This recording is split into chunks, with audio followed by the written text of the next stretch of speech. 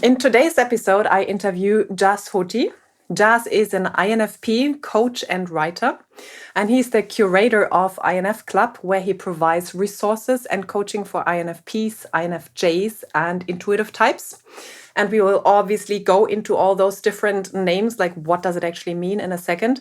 For now, I just want to welcome you, Jas. So lovely to have you. Hello and welcome to the Successful, Sensitive and Intuitive Entrepreneur podcast. My name is Lydia Sophia Wilmsen and I am an intuitive success mentor for sensitive entrepreneurs. In this podcast, I speak about the challenges sensitive and intuitive entrepreneurs face. I offer you new perspectives and solutions, as well as experiences of other entrepreneurs. Plus, I speak about my personal experience of being a highly sensitive person who has successfully built and scaled 2 businesses. All of that with the goal to make you and your business even more successful in your very unique and authentic way. Have fun and enjoy. Thanks so much for having me. I'm really looking forward to doing this. Yeah, super cool. I think it will be fun.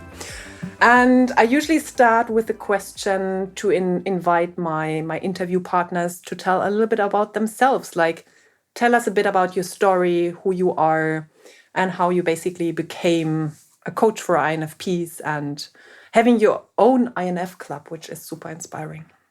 Sure. So I've officially been a coach for about 2 weeks now. So this is very new. How did I get here? Oh gosh, how much time do you have? I'll try and be entertaining, but succinct. Pick that. Pick the entertaining part. That's good. I'll pick the entertaining parts out for you. So, yeah, I think like a lot of people I meet, kind of in this world, in the world of kind of sensitives and intuitives and this kind of thing. I just kind of was trundling along through life. Things were okay. But also part of me felt just like a little bit different and I couldn't quite put my finger on it. I was quite like smart at school. I think I just liked learning. So that served me well for quite a while. But then as it got closer to the end of school, I started having more angst about like, what do I do with my life? And I struggled figuring that out. And if I'm being honest, it's taken me a while to figure that out. I ended up going to university. I dropped out twice. I fell into working in recruitment sales in the city. And then I think it all kind of it came to like a point for me where I think I was living out of alignment and I was unhappy and unfulfilled. And I guess I didn't really speak in that language then, but looking back, it was like, I think I was just out of alignment. I started experimenting, doing various things. I left my job. I studied a master's. In the last 5 years, there's lots of experimentation that I've done. And that has brought me here to this point where I'm, running this blog and podcast. And then I recently started coaching and things have slowly started to fall into alignment, but it has taken some time. And like I say, that turning point was 5 years ago, but in that time I've changed so much and it's been a case of, I think, unfurling and slowly figuring out who I am and how I want to live my life. Okay, that's super inspiring. And I think, like, obviously I can find myself in that. And I think so many of the listeners will basically see themselves in that. And perhaps before we go further, like everyone know what HSP is here, obviously, because the podcast is targeted to highly sensitive people. Can you quickly tell us what INFP is and INFJ with your words and why you have an INF club, basically? Yeah, sure. Well, yeah, big question. Why are you doing this, Jas? So I think in that time, kind of 5 years ago, leaving my job, in the year or two before that, actually for a long time, I was like kind of gorging on self-help and psychology stuff, which I think, again, a lot of our types do because we're quite interested. And, I was also trying to self-diagnose and figure out myself. And then I came across Myers-Briggs and the Myers-Briggs personality type indicator. And how it works is it's one of many assessments that are out there, and you get 4 letters. There's 16 personality types, and some people change. I've been INFP ever since I took it and retaken it. And speaking of highly sensitives, I know you're also an INF personality type, if I'm not INFP. mistaken of you. You're an INFP also. Same. Fantastic. There seem to be a lot of NFs who are highly sensitives, and a large proportion of INFPs and Js make up the highly sensitive population. I didn't know that. That's new information. Super cool. Yeah. So it was like non-scientific, but I asked a bunch of people in this highly sensitive group, like, what's your Myers-Briggs type? And about 80% were INFP or INFJ.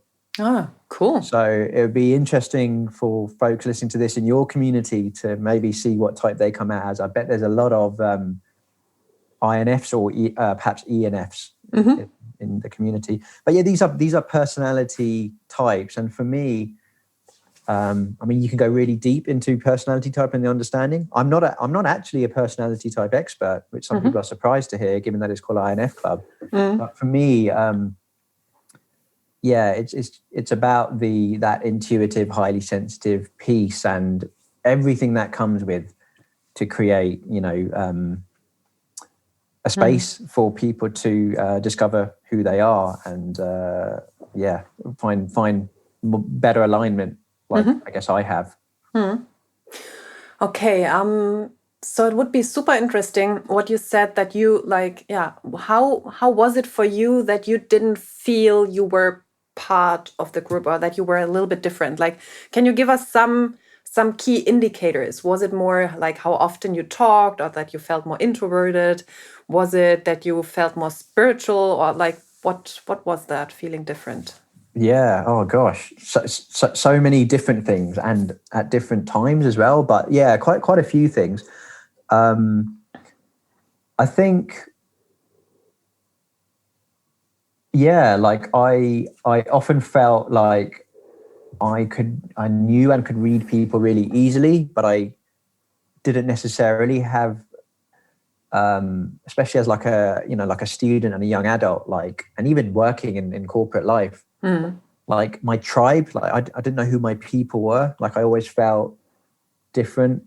I often describe that working in the city, I felt a little bit like I was in the Matrix because everyone else seemed to be okay with like that life, and for me, there was just this disconnect that was there.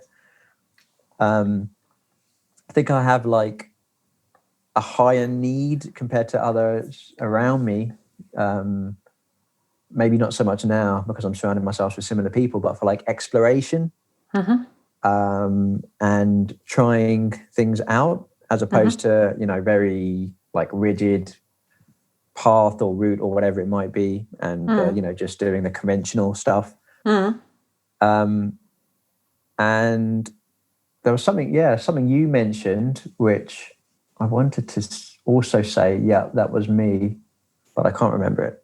Something I said now, or something I said like in earlier? Okay. Yeah, something you were saying when you were saying, can you give examples? For example, this or this. There was something else in that, but I think the introverted or more spiritual, like those were more spiritual. Absolutely. So like, I didn't really know what that meant. I think I always knew like I was deeper. Like I had like this deepness and like this longing for more and for discovery and to go inward and to really, go. Basically, I was a deep guy. But like back then, like spiritual, my perception of what was spiritual was just like, I've said this to you, like in other conversations we've had, kind of a little bit woo-woo, a bit out there, a bit hippie, all this stuff. And I've definitely leaned way more in that sort of direction and been like, actually, I am a really spiritual person. Like I am, I think my spirit is my essence. And I think that links with high sensitivity and energy. I think all this stuff it's energy, it's emotions, it's feelings, it's intuition. And I think it links with spirit with our spirit and spirituality, because I think that is us. It's deep inside us.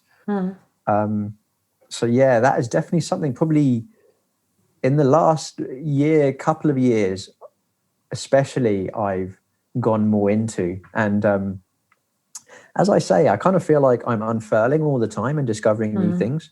But how I think a lot of people's experience is, we feel kind of different on like this surface, tangible, intangible, can't put my finger on it. And then slowly, it's like, okay, we're shining the light on all these things, and discovering that we're actually okay. And there's a whole bunch of other people, highly sensitives, just other intuitives, who are just like us. Yeah. What I wanted to mention is, I think for me it was like, for example, a big change, or like, what you said, like this, I feel different, like I feel the same and different at the same time. So for me, it was like everything would have been, you're just introverted, but I never felt just introverted, because I do have some extroverted sides as well. And then when I read about HSP, then it was like, like the missing link, like needing all the time for myself, because I needed to deal with so much more to process, because of like less filters and more stuff coming in, more information, like this information overload. And this was, because I think so many of us, we start out as this kind of people, thinking something is wrong with us, like we don't belong, we are different. And not like, oh, we are different, we are cool, more like, oh, we are different, we are strange, we are wrong. So I loved what you said there, that it takes really some time to shine light on those different areas and actually figure out, like, we are okay, and there are other people like us, and we are not better or worse or anything like that. It's just different types, different, also with that coming like different gifts, different strengths, and different weaknesses. So Absolutely. And something you said there, which was also really important, actually. I remember my introvert like discovery when I watched the Susan Cain TED Talk. Like a lot of people like discover introversion, like or have done through Susan Cain. And I was like, yeah, this makes so much sense. And that still has been an important piece. But I actually think the highly sensitive piece has been, to me, actually feels more important in some ways, because I'm the same. It's like, connection is one of my highest values. Like I really need connection, and I thrive off the right people around me, and those sorts of things. And I used to think it was, oh, I'm tired now because I'm an introvert. But for me, also think it's more, or perhaps it's a combination of being an introvert and someone who's highly sensitive, who really absorb the energy of others, to the point that like I can really like sense when it's happening. And I am fortunate to now be able to structure my life in a way that I'm like, okay, I've got a vague idea of what my energy level is going to be like at the end of the week, based on how much interaction in different ways I've got this week. So it wasn't just because of my introversion. I think it's that combination of the introversion and the highly sensitive piece. So really important. Another similarity. Yeah, for sure. But they say INFPs in particular, there can be lots of like paradoxes. Like we like to be alone, but actually we really like being around others. We need some structure, but actually we really have a high need for creativity and exploration in different ways. Lots of paradoxes. Can you share some more? That's super interesting. So we have some more paradoxes. Yes. Like really wanting to be involved in something, but actually also wanting to kind of just sit back and observe what's going on. It's another good one. Yeah. Really liking to, like, I'm just thinking about me here, like just loving like being in my own space, reading something, or like kind of watching something really nourishing, like on one Friday evening, on another Friday evening, wanting to be out dancing. Yeah. Just like paradoxes. And I think this is my theory. I think they come from, like, again, with being sensitive and creative, like our energy can be like this, up and down, especially this time of year. Don't know when this episode's going out, but we're recording this like late November, right? It's been a weird year to start with, but also this time of year, I do tend to feel a little bit more scattered, so I do have to be mindful of my self-care. And I just think these paradoxes, these we have a need to be this and that, and like different pieces and different ways, and not be so defined in a box, perhaps comes from just us being human and like having different energy at different times. Yeah, that's my theory. Theories are always good, and I think we probably, like many, find themselves in exactly the same situation, and others, for them, it's just like it's a different concept which suits them. Because you mentioned it, like those, like that you have to be extra mindful, especially now in this year, but in general, after discovering like INF, being an INFP, HSP, all of that.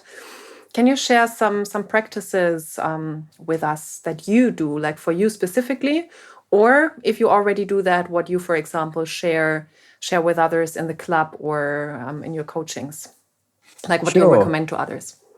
Yeah, before just very briefly before I go into that, we are like INFs. I think the F and the P is more conducive to like the energy and the wanting to have like freedom and not concentrate on one thing or another. I think if you're a T and a J, it's a little bit different, perhaps a little bit more structured and more rigid, rather than those paradoxes. So once again, the FP is like the less structured, or what? And the NT? Yeah, so which you one got did you P mention? and you got J. P's tend to be a little bit looser, and J's are more rigid and structured. And then the F is the feeler, like we're heart-based, emotionally led, and the T is the thinker, so quite rational, quite logical.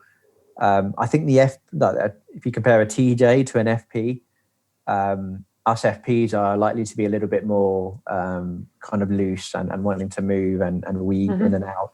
Freedom spirits. We're going to be a little bit more rigid and structured. Yeah. Yeah. With regards to things I do, was it self-care wise that you were asking? You mentioned the word mindfulness. So if it's self-care, bring it on. Like bring everything. Yeah, I need to be mindful. I need to be conscious, especially this time of year, but also just throughout the year, and have like what I call like foundations in place. So journaling is a big one for me. I journal most days. Yoga and meditation have kind of weaved themselves in and out in the last 5 years. This month I've been getting back into yoga, especially. And it's amazing, actually. And you don't have to. I used to think, oh yeah, you got to go to a class an hour long. There's this YouTube channel called Yoga with Adriene. Oh, I know. Yeah. I know Adriene. Everyone knows it, and I've known her and I've heard of her for ages. But only this week I started doing some of her videos, and I'm like, oh my god, this is amazing. Because what I can do is, before this recording, I had another call, and I was like, right, I've got half an hour. I did a 20-minute yoga session, and I'm probably going to do 20 more minutes tonight. And yeah, that's amazing. So, and I think it's about like try, and I think one thing it's easy to do is like be really hard on ourselves, but like be like, oh, we're all or nothing. So today I need to go outside and then go for a run and then do some yoga and then do some meditation and then also do some journaling. It's like, no. Just start with like even just one or two of those things is great. And it can only be like 5 or 10 minutes for each one. And just notice the difference and see what resonates and you connect the most with. Some people prefer meditation, others prefer yoga, for example. So yeah, those are the main ones for me right now: yoga and journaling. And then the kind of more, I'd say, kind of just go to like, I've got to be there all the time, ideally, are like going like my sleep, keeping like a regular enough sleep routine and getting enough sleep. Like I really need my sleep. most of the time to kind of eat, reasonably healthily. Water is a really important one. And I really Who's like drinking? I'm drinking. You as well? Yeah, okay. Me as well. I really like baths. Warmth on my body just feels, and again, especially this time of year, feels so nice. I can't use my gym jacuzzi at the moment, so I sit in the bath a couple of times a week if I can. That might be, I don't know, because there is a lot around water and cleaning energy. So it might be that it helps to clean energy. Perhaps. Like it does help, and I know that like many people, I even had once like a process in my group where you just imagine standing under a waterfall, so you don't actually stand beneath one. You just imagine like the water from the waterfall, like clearing all the old energy from the day away and so on. So I think water is magical when it comes to cleaning energy. I think it is water. Yeah, I've got a one of my favorite yoga teachers at the studio that I used to go to. She also happens to be an INFP. And she always They are everywhere. They are everywhere. Seriously,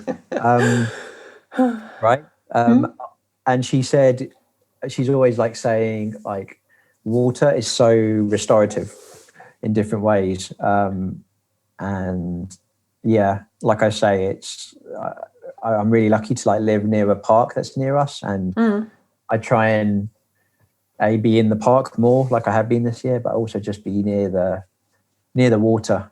I think nature has these magical properties which I don't think we'll ever fully be able to explain, but we all need more of that in our lives, I think. Yeah, and sadly it's going the other direction. However, we can choose that for ourselves then.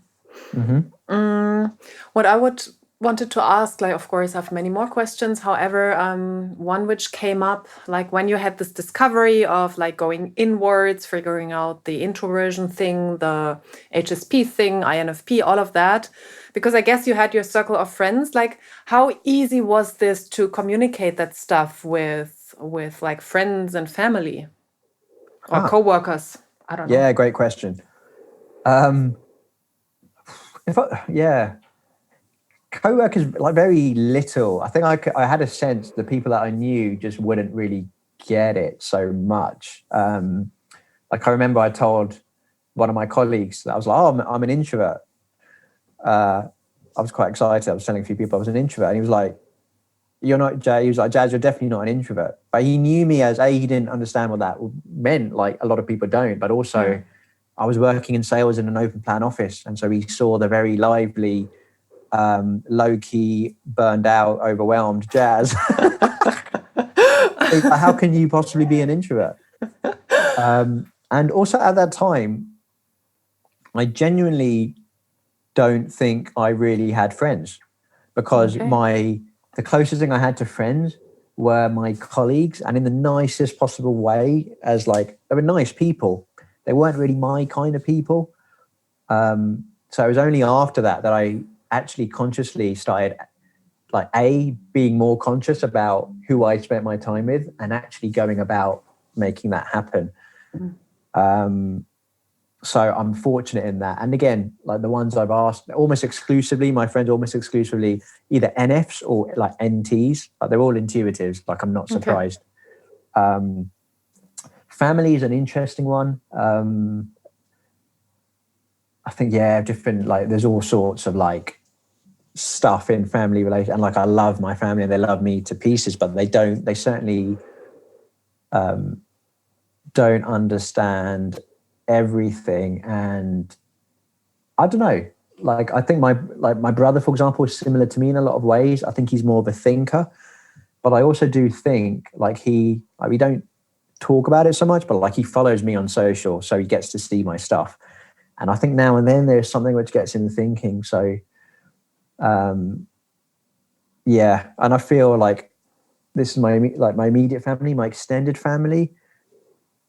It's just big, like big groups. It's almost like it's not a cult, but I think I've also said this to you before. It feels like some sort of, there are still rules and like order and like a reality that becomes apparent, right, which we can feel and sense. And it's like, like, my grandparents. What do you mean? Like you're speaking about the extended family now, which becomes like a cult? Yeah. So like strong rules, you mean, basically? Strong rules, but just rules. Like, you just know, like we can sense, and like we're intuitive, like, so we can sense like what the score is. And like my grandparents, like in an ideal world, would just want me to be like kind of settled, married, in a job that they understand and is just like, defined, and that I'm doing okay. So whereas I could like just own it and be like, yeah, this is what I'm doing, this is what I'm up to. They kind of know what I'm doing, but they don't really get it. So with a lot of family, it's difficult, and I much prefer just to keep a low profile. But there's such a disconnect there, and it's almost like burdensome to even try and explain, and like you almost feel like I've got to justify who I am. I think this is something else that happens, like with the adults and like my aunts and uncles. I still feel like that kid-adult relationship, and it's like I've got to justify myself to them. And actually, I'm like, no, I don't. So I try and just keep a boundary with most of them. Yeah, can be super helpful. Sense. Makes total sense. Yeah. And I don't really discuss this a lot with my family, but also because it doesn't come up. So I don't run around and say like, hey, I'm an HSP. So that means da, da, da, da, da. And it's just funny that sometimes like in my normal circle of friends where there is like a huge mix of everything, it was funny that at some point it just came up, like someone brought an article and something about highly sensitive animals and stuff, because she had a dog. And I was like, interesting, even that this exists. I didn't know that. And also that she brought it up. It was like, oh, okay. There are other people sometimes where you don't expect it, or you don't expect them to actually read up on that. Then it's like, okay, I kind of misjudged you there. So sometimes it's funny where it comes from which kind of people I don't expect it. Yeah, because I think that this is what I do. It's like I've got like family, and then I don't know, like this group and this group and this group, and you're like, this group, you just don't think that they could. Sometimes you can forget. It's like, there probably is a highly sensitive person or two in there, but Yeah. Out of interest, did you use that as an opportunity to talk about your high sensitivity stuff and share that with them, or not? No, not really. But nowadays, so all my friends know my podcast. All my friends know what I'm doing. So I know that some of them basically stalk me online, which is super cute and super funny. Like in earlier times, I would have been super embarrassed and like, oh, and now it's like, yeah, that's me. Like, but I'm also like very far ahead in business, like I think it's also a difference because you're right now starting out with that, also making it into your like being really an expert or becoming an expert. So it becomes like, until now, it was perhaps more like a side gig or something. And the more it becomes what you also make your money with, like at some point people will ask, like, what does it mean to be a coach? And, this is my only income. So if you talk about business, this stuff will come up. Obviously, for the most of the people, it's more interesting that I have my business on Cyprus. It's like, what do you do there? What is that? But no, I'm joking, but... Yeah, I think you're right there. There's a big identity thing with this because, for example, for me in the last 5 years, I have like my primary income stream has like changed, and what I've tried so many different things. So my identity, I feel, is really, this year's been a transitional year for me, but I'm still getting used to wearing that and that identity strengthening, if that makes sense. Makes total sense, yeah. Another question which came up, we haven't directly spoken about it. It's more because you have such a big community, would be interesting. That for a long time, people, like especially as HSPs, like if you have the normal forums, if you have like WhatsApp or Facebook groups and so, there is a lot of whining and complaining. There is a lot of victimhood around that. It's like the excuse, like we are so sensitive and no one understands us, and this is why we can't make it like into anything in life.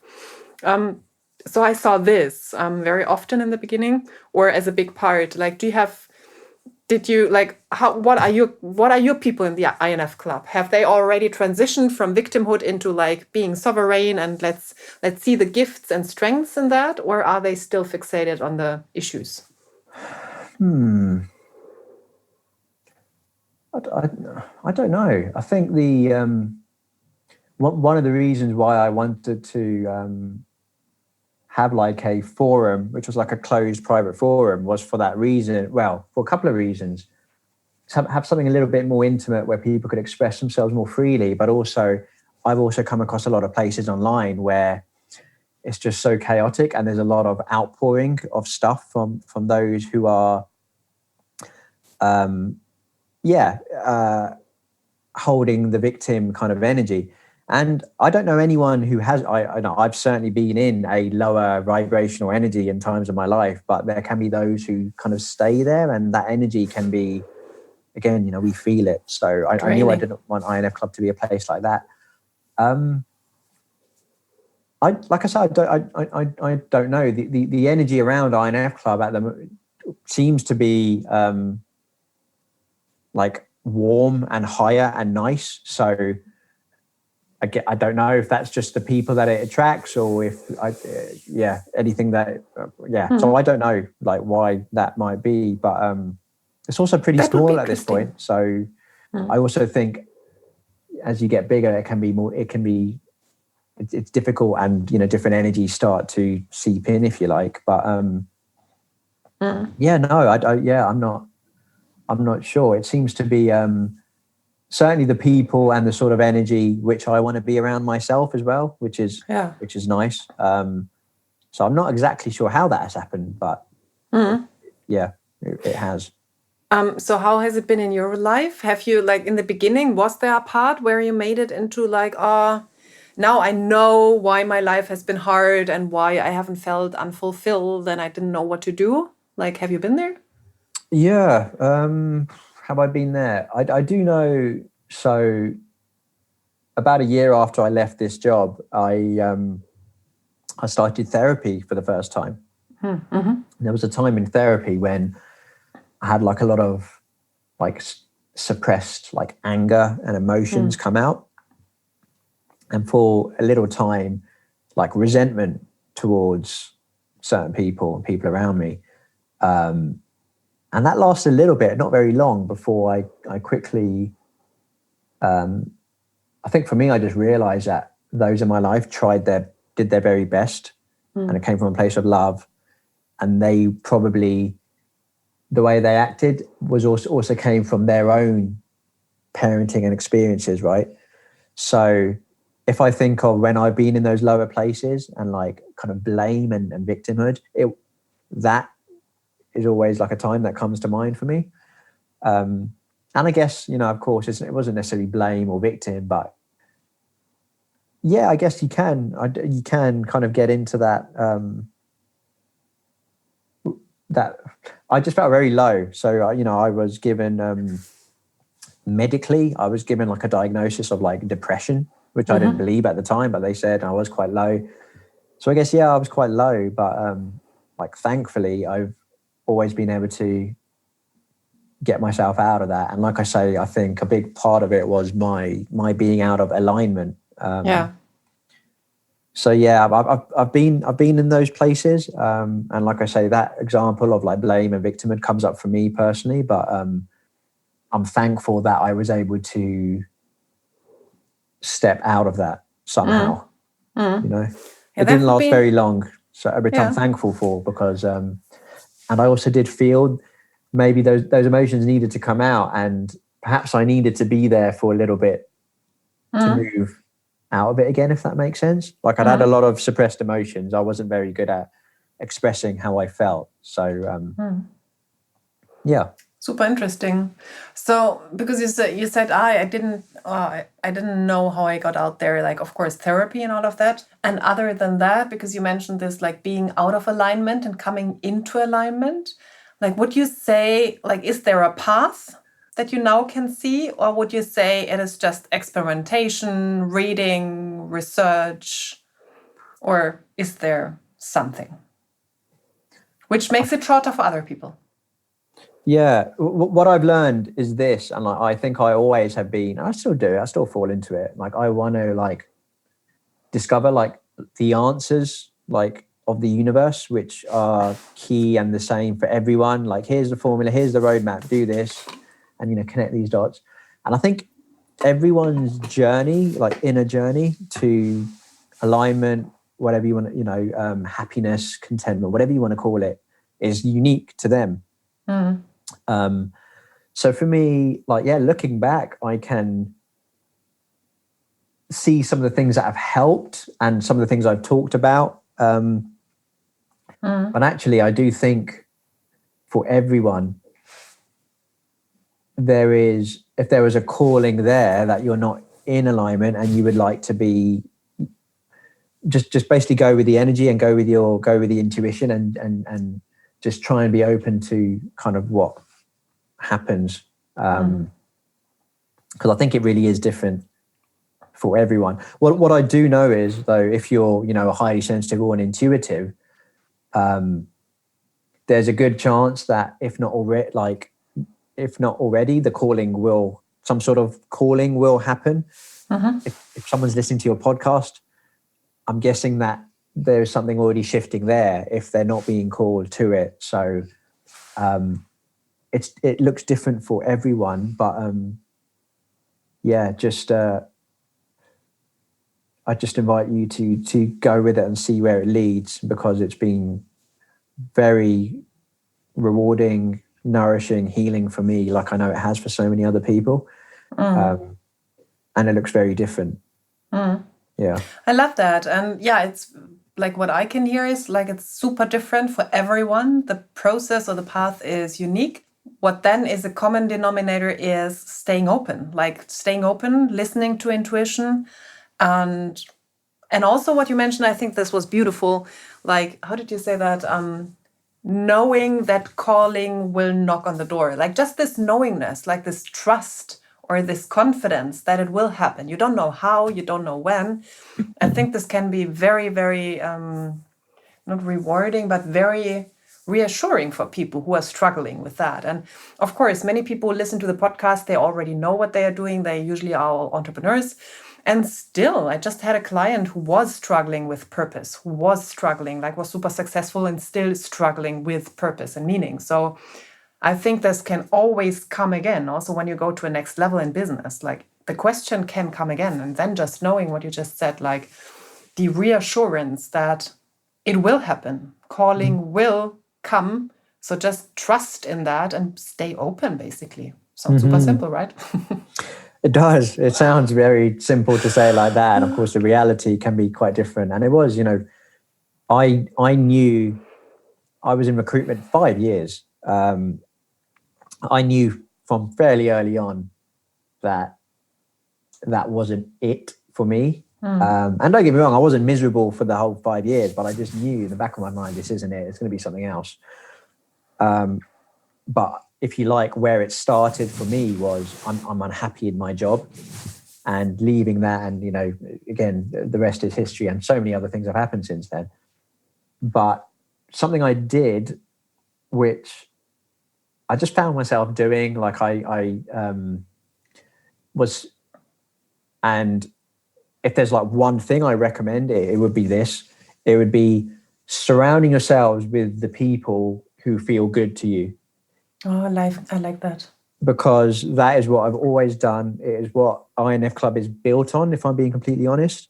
Yeah. I remember like when I was still in my job, I was reading books of like these career changes, and I ended up going to like a couple of books like Chris Guillebeau, Escape the City were an organization. I did a course with them in London. So I'd go to like meetings after work where talking about escaping the city. And then I did like a career changes course.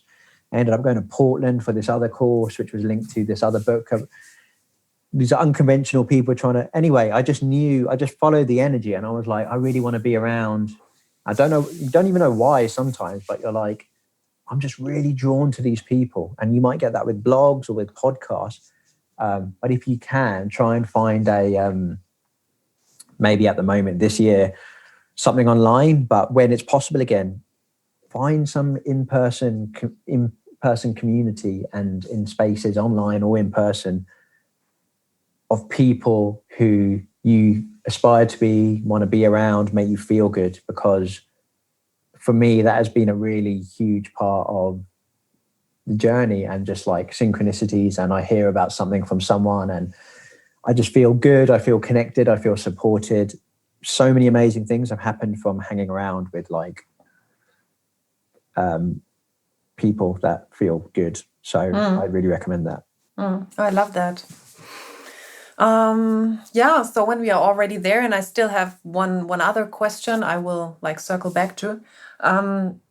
When we are already at this recommendation thing, and I think like feel or follow good energy, like go where, there is even a phrase about that, but I don't have it, like go where the people sing or something, like singing people have a good heart. Like there is something like that, no idea. But it basically is the same, like, like go where there is good energy. And I think it's beautiful. And at the same time, still a different question. So many questions. Even that I think can sometimes be difficult for a sensitive person, because you have a big heart, and saying like follow that and mingle with people who feel good to you. But many of us, we come with a helper complex. We want to help everyone. We are very empathetic. To tell someone no, like, no, I don't want to meet up with you anymore, it's super hard. Like, okay, like, I'm somewhere else still now. However, I know that so many people struggle with that. So how did you do that? Following good energy, following good people, meaning also saying no to not good energy or not good surroundings. Yeah. What came up, the first thing that came up when you asked that was, so I've been part of a couple of online communities where I get really excited when I'm around like this energy and similar people, and I just become very giving. And before I know it, I'm like, I'm spending all this time giving and I'm not doing like my work and moving forward with my blog or whatever it might be that I'm working on. So and also this conference that I went to in Portland, the World Domination Summit, was great. But after the week, it was just like my energy was just like all over the place, because I just jumped into everything like an excited little puppy. Yeah. So I think, again, one of those things is just knowing yourself, and that has come with me for like time. Like I came across high sensitivity 5 years ago, but it's only now, and I'm reading books on like being an empath, which again I would have considered really woo-woo a couple of years ago, but it's like I'm still learning how to manage my energy, and that's an ongoing journey. You said something about like cutting, like did you say cutting off like those around you who don't feel good, or cutting them? Yeah, saying no, or saying like I don't want to spend time with you anymore. Like, how do you do that? Yeah, that can be hard. Like I don't ever think I've like completely had to be like no more. I think me 5 years ago, I just knew so many people that I'd see now and then, and it was more the pleaser in me would always be reaching out to like meet up and answer and really quickly. So again, even with that, I would just say sometimes you might have to cut the cord. You and I have talked about the energetic cord cutting phrase of yours, which I really liked.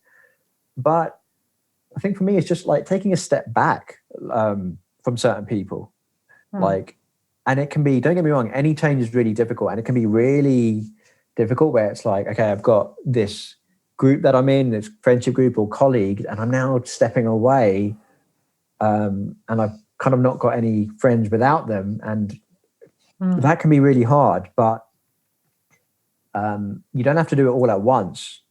So you can be dipping your toe into, and so for example, like a great way to like meet new people, and like we're slow burners, a lot of us intuitive sensitives. We're not just going to be like boom, done, best friends. It's like over time.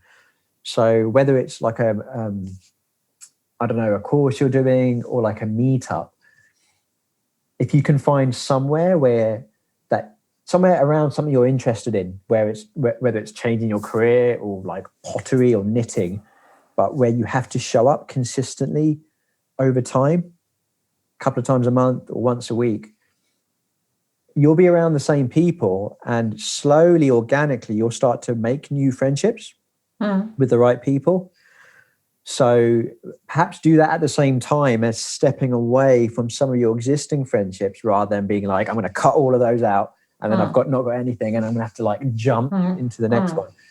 Maybe don't do it all at the same time. And again, just follow the energy and like just be organic. That's another thing I do. Like I used to meet someone and get super excited and be like, okay, so when I'm going to see them next time and this and that, I try and just take a step back and again, just trust in things. And rather than be the instigator, like, yeah, let's meet up. I like try and let it be two-way. I always used to be like the organizer. So yeah, I've said lots of stuff there, and I've probably moved like that. Like I no, good. It's be you. Like this is what we want here. You don't have to do it all at once. You don't have to do it all at once. And the detachment part, I like that. Like detach a little bit, like take a step back, like either metaphorically or also like physically.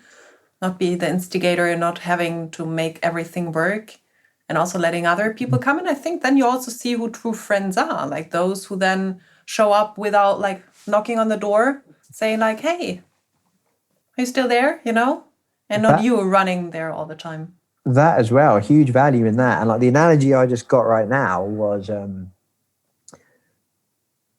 when you were like, let's just say someone else in your life, whether it's a friend, existing friend, or whoever it is, or anyone like over time, like you've got like maybe like invisible branches which kind of wrap around and start to intertwine.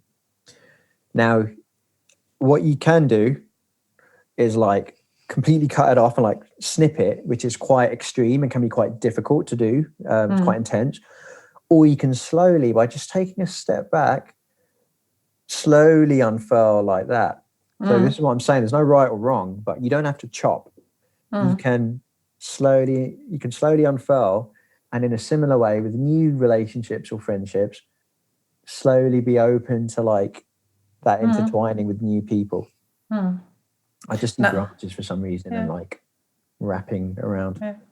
Now we have to transfer this into audio. For the YouTube thing, it's okay, but for audio, it's like, I was going to say, shall we describe what he did with his fingers? Yeah. No, so it's just like, I guess I'm for the listeners, I'm just like picturing around me like these invisible branches, and then when I meet someone new, or when I see a couple of times, third time, like a friendship, I think those branches start to like maybe start touch and feeling and like start wrapping around each other gently.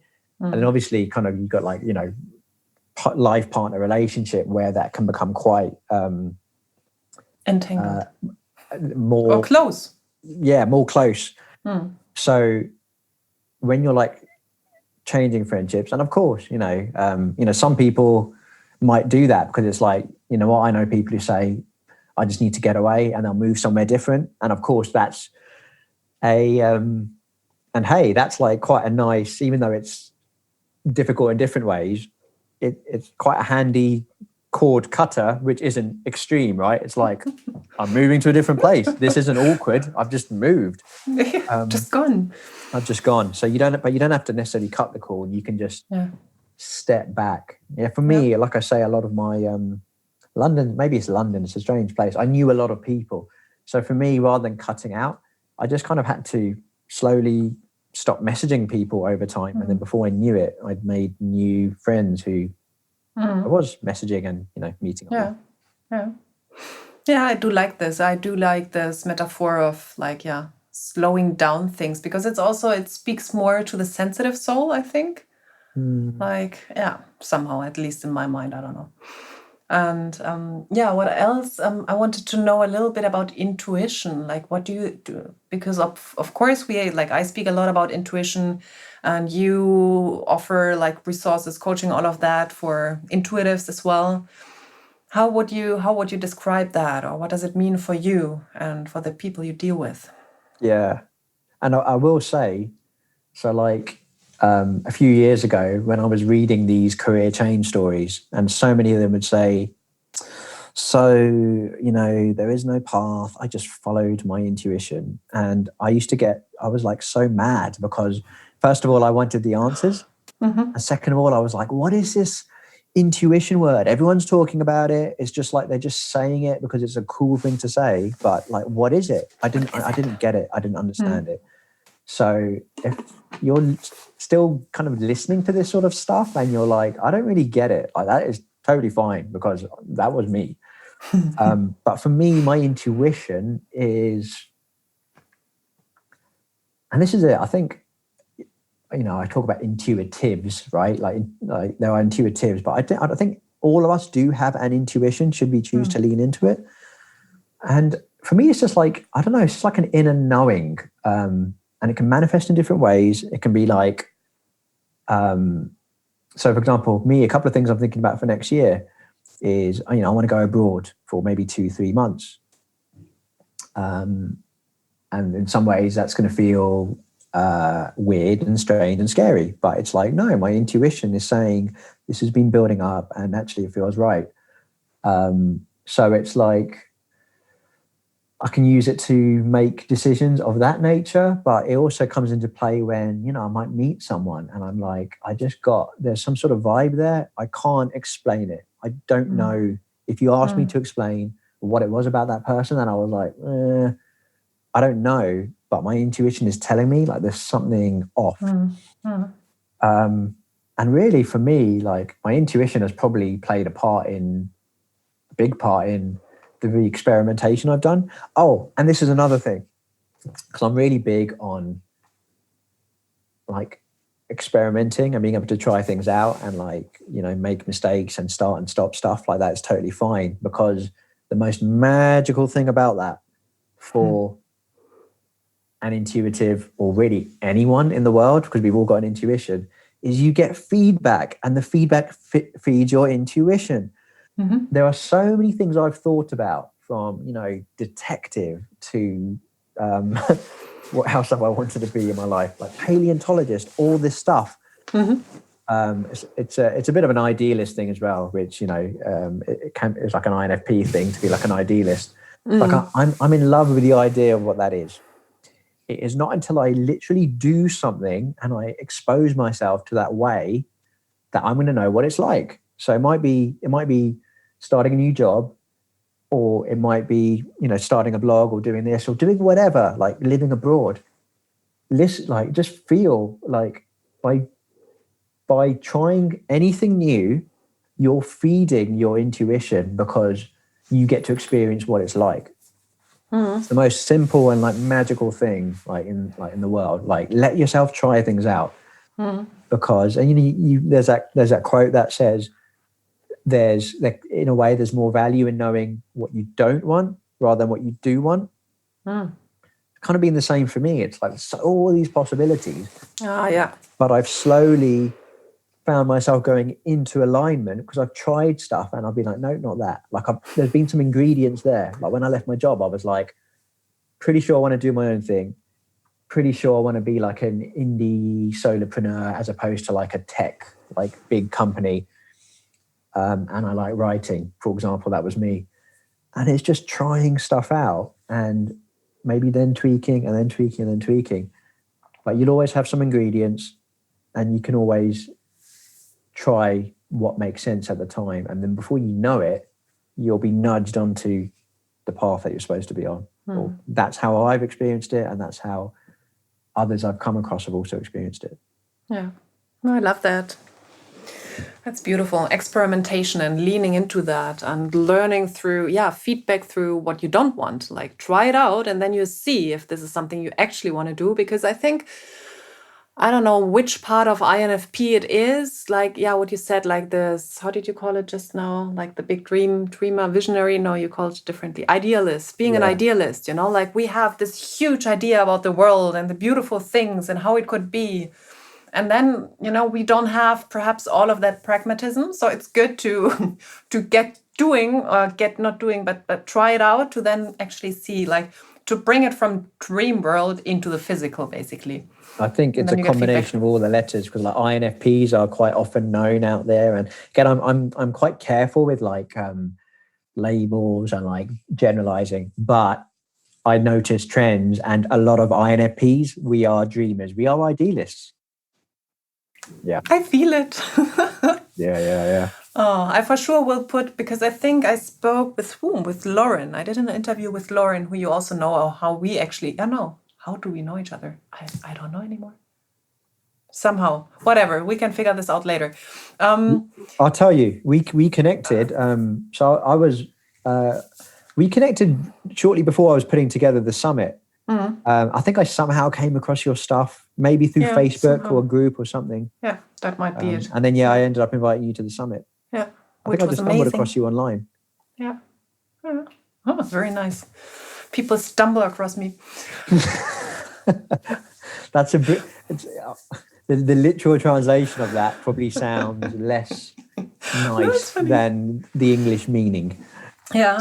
Stumble is just like, okay, here we go. I chanced upon you. I had all these tabs open. I was having such a bad day. And then all of a sudden, and then your website and all these lovely the effects that came out. Sophia, Greek goddess. I was like, wow, magical. And I was transported into a different world. Let's go with that version. Yeah, I like that. I think I have to make a little video out of that. Oh, I like it. That will be our, how we announce the podcast. Okay. Where did the idealist and dreamer thing. Oh, so much. And I thought I will put the Myers-Briggs thing again in. I think when I spoke with Lauren, we spoke about INFP already. So I think it might have been that I already put the link in there so that people can test themselves, because it's actually fun. So don't make it into your identity. As you also said, it's like, you don't have to use this and like be extremely generalistic about it. It's super interesting, and it helps. It helps to get a better understanding and work with it. I think it's more working with it instead of like, that's me, and rather seeing like, what does it mean for me? Yeah. And like I say, for me, it's been again, it goes back to community, a tool with which to connect with similar souls, like highly sensitive or intuitive, and these. Yeah. It's like, I want to find my people. I guess those are the words which define who my people are. And you mentioned Lauren. If there is anyone who understands the nuances of these two personality types, it is Lauren Sapala. I would urge anyone to go to laurensapala.com. She's got so much stuff on there. I'm really fortunate to have, again, chanced upon her a couple of years ago, and we ended up doing a summit together. And the rest is history. So the rest is history. Yeah. So I think we are nearing the end of the podcast, because I have to jump and cook some rice, and you have to jump and do whatever, another call. I'm eating fish and chips. You're eating fish and chips. So I'll be eating too, yeah. So we both have to jump off in order to get food. So what priorities, Lydia, eh? Priorities. I mean, we like each other, but food, food is first. Okay, so what I usually like to ask is like because you gave so much input already. You gave like a lot of food for thought, a lot of input, a lot of not input. What's the word? Tips. However, please share like one or several last tips with the audience. Something. One or several. Yeah, I don't want to limit you. That is as INFP a statement as you'll ever hear. You can either share one or 1,000,000 tips, whatever you like. No, I'm obviously joking a little bit. Oh gosh, I would just say follow the energy. Whether that's that can be different things, right? That can be like, for me, initially it was blogs and podcasts and books, and then it like I say, it really shifted for me when I found my kind of people. Just so many things happen when you meet the right kind of people. I think energetically, when you meet people whose frequency matches yours, just all sorts of wonderful stuff happens. Like, you inspire each other, you feel seen, you feel connected. Yeah, like I say, one connection and community they feel like the same thing. One of the most important things in my life, and that's why I guess what I've ended up doing is kind of around that, right? With the INF Club and that sort of stuff. So follow the energy. Both things and people. And like I say, normally it's things that have been created by the people, but follow the energy and give yourself time. But before you know it, the beautiful thing about time is, this is my approach now to life. I used to, like, when I was starting something new and this and that, I used to just be rushing in head first. I want to get from start to finish. And it just wouldn't feel great. And it would normally not lead to great results, in quotation marks. Just put one foot in front of the other. And before you know it, you'll look back and be like, whoa, like a lot has actually happened. Even when, again, perception for me 5 years ago, I was like, a year from now, I'm going to have found my thing. I'm going to be flying high. And like I say, 5 years later, I've made good inroads, but I'm still not where I want to be at some point. But that is okay. So little steps, follow the energy in little steps. Okay, that's nice. Follow the energy in little steps. That will be your quote. Thank you for your time, Jas. And I think I will put your website like in the show notes. You offer, just perhaps like one note, you offer coaching for INFPs, basically, and HSPs. Do you do single sessions? Do you do programs? Just say one sentence about it. Sure. Yeah, I like to keep things pretty fluid. So I offer like single sessions and like bundles of 4. Okay. I don't operate to like a schedule. People can book those, like the bundles, when they like in 3 months. So you can do 2 in a week and then not see me for a month and a half. And you know what I mean? Just what feels right to you. And yeah, I coach INFPs, and also other intuitive personality types if they feel, drawn to what it is I'm talking about. So yeah. And it's basically personal stuff. It's around life. Yeah. Yeah, life, work, everything in between. Okay, everything around intuition, or every issue INF personalities or NF personalities might struggle with or might to develop. Yeah, I think if you go to, and you'll share the link, infclub.net, by delving into the stuff there, you'll know whether what I'm putting out there is in alignment, in tune with you and where you're at. So that's probably the best thing you can do. Just have perfect. Okay, so it was lovely talking to you, Jas, as usual. Thank you for inspiring us and sharing your path with us. And until next time. Thanks for having me. I've really enjoyed it. Did you like this podcast episode? Then I would be super, super grateful if you gave me a 5-star rating and review on iTunes. Super helpful. And please subscribe to the podcast and share it with people who you know can benefit from it. You can find all links to my social media profiles, my website, and contact form in the show notes. And whenever you're ready to take a next step, and that means you want to live a life of more on all levels, then send me a message with where you want to go and what is keeping you where you are, like what keeps you stuck at the moment. And then I'll get back to you as soon as possible. Thank you for listening, and until the next episode, much love to you, Lydia.